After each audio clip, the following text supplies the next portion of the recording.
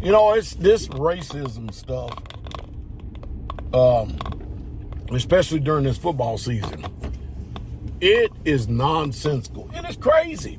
You know, we live in a country that they trying to tell you that we've moved on from racism, yet and still every single week echoes of the sentiments of the past that is still present today.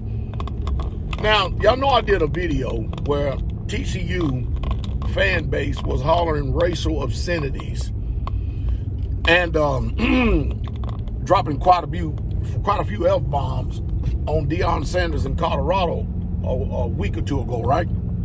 Well, this week, can you believe it? Yeah, you can believe it. It's Alabama. Alabama. Now, it was last week, though. Alabama actually won this week to almost lost to UCL, but they got it on the internet. And the people who was actually hollering all this racism and these epithets and these disparaging comments, they was actually recording it themselves. So you got 3 Texas players dancing on the sideline as they whipped Alabama. And you could hear these white people hollering, "Go back to your ghetto. Go back to your trash. Go back to this. Go back to that." You know what's amazing to me? And mind you, 80% of Alabama's football team is black. 80% of them. Now, you got a fan base that is racist as hell, but let me get this right. But they all right, and they good as long as their black Alabama football team is winning games. But when they lose, they call the opposing team all type of racial comments and disparaging comments and tell them to go back to their ghettos and all this other stuff. Well, where in the hell you think the majority of your players come from if that's the case? You see, I don't understand that why are you watching football or why are you even watching sports? I mean, why don't you just go watch swimming or water polo or something like that? Or soccer, or you can't even really say soccer nowadays. It's dominated by melanated people too.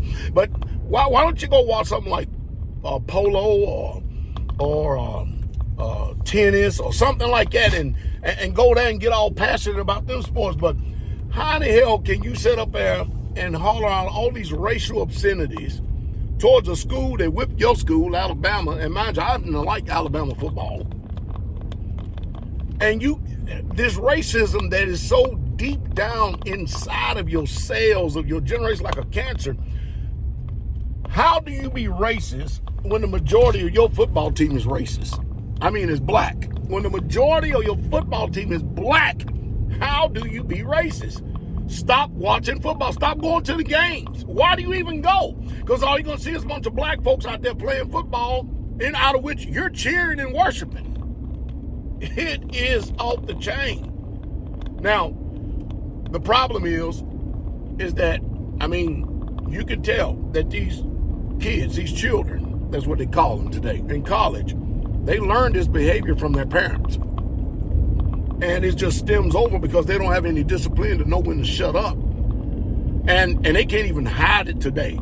I mean, today, free speech based on social media or somebody, now it's really not free speech, it's regulated speech. You can say anything about anybody, is whatever you want to say. You can say it the way you want it, how you want it, and all this stuff. You can do that.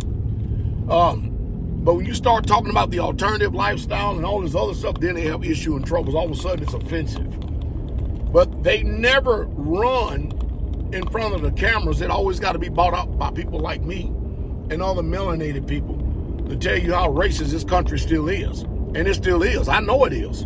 They ain't fooling me none. They smile at you, but they have malice and hatred in their hearts, envy in their hearts. It is crazy. So, what is the NCAA going to do about all this? What are the schools going to do about all this? Huh?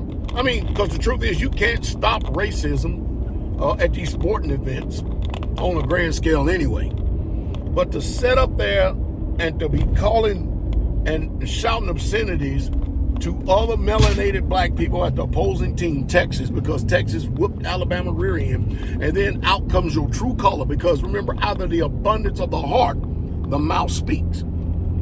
And so they may say, I don't mean it, but it came from your heart, what you don't understand. So if it slips out, it comes out, it was in your heart. The heart needs to be dealt with. And it needs to be dealt with at a internal nuclear level. No, these folks are racist. They're racist. I'm telling you flat out, and they ain't fooling me one bit. But hey, I got to report on it again. I know one thing, I got a lot of views, over 134,000, something like that on that TCU shouting obscenities at Colorado. And by the way, Colorado won again.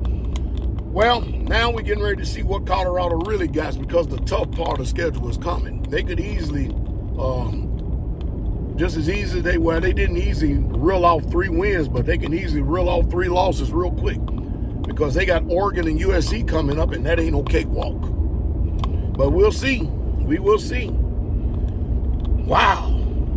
Man. I know you people see it. I know most of you hate me talking about it, but I'm going to talk about it. I'm not going to sweep it under the rug like a lot of people, but it's just sad. It's just literally sad.